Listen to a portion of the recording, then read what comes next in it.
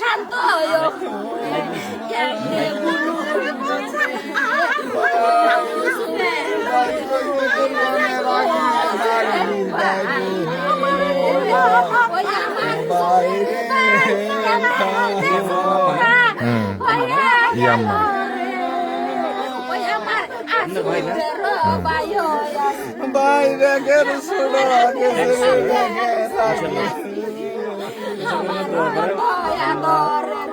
আল্লাহর কাছে বলেন, আল্লাহর কাছে বলেন।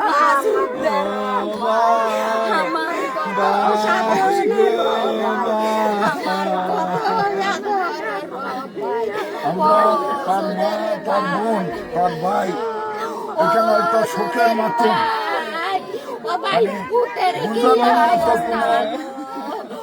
ধৈর্য ধারণ করার মতো কোনো অবস্থায় কেউ নাই। একটা শোকের মতো সবাই তাদের একমাত্র ভাইকে হারাইছে, মা তার ছেলেকে হারাইছে। সকালবেলা তাদের সাথে কথা হয়েছে, কিন্তু এইভাবে মিসাইলের আঘাতে তার মৃত্যু হবে এটা আমরা কল্পনাও করি নাই। আমরা সরকারের কাছে অনুরোধ থাকবে, আমাদের প্রিয় নেতা প্রধানমন্ত্রী তারেক রহমান সহ প্রবাসী মন্ত্রী এবং পররাষ্ট্রমন্ত্রীর প্রতি অনুরোধ, অনতিবিলম্বে তার লাশটা যাতে তার পরিবারের কাছে নিয়ে আসে সেই ব্যবস্থা যাতে করে। পাশাপাশি এই পরিবার দেখেন একটা ভালো ঘর তাদের নাই, আর্থিকভাবে তারা অত্যন্ত দুরবস্থার ভিতরে আছে। কাজেই পারিবারিকভাবে তাদেরকে যাতে সরকারের পক্ষ থেকে একটা সহযোগিতা করা হয় সেটা আমরা আশা করব। আমরা এই ঘটনার পর তার বাড়িতে এসেছি এবং সকলের সাথে এখানে তার আত্মীয় স্বজন অনেক পুলিশ বাহিনী একত্রিত হয়েছে। সবাই কান্না, তাদেরকে সান্ত্বনা দেওয়ার মতো কোনো অবস্থা এই মুহূর্তে নাই। তাই আমি অনুরোধ করব আমাদের দলীয় সকল নেতা কর্মী পরিবারের পাশে থাকবে। পাশাপাশি রাষ্ট্রীয়ভাবে এই লাশ আনার ব্যবস্থা যত হয়।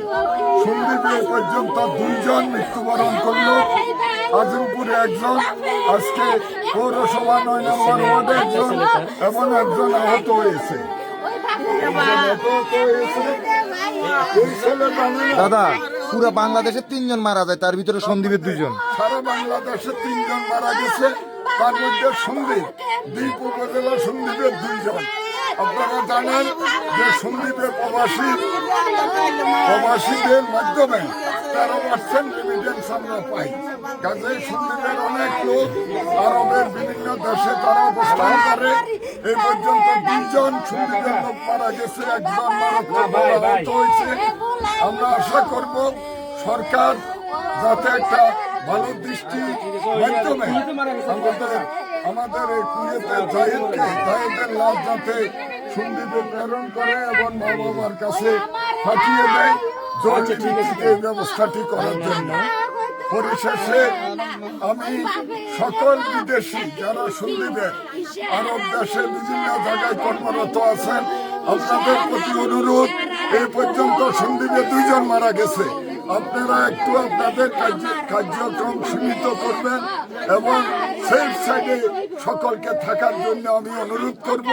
সবাই ভালো থাকবেন এবং বাংলাদেশে যারা প্রবাসে আছেন আপনারা নিরাপদ জায়গাতে থাকার জন্য আমি আবারও আপনাদেরকে অনুরোধ করছি। বাঙালির একটা অভ্যাস আছে, কাজ শেষ সবাই মার্কেটে চলে আসে। মার্কেটে ভিড় করার কোনো প্রয়োজন নাই। কাজ শেষ হইলে আপনারা আপনাদের বাসায় গিয়ে সেখানে অবস্থান নেবেন।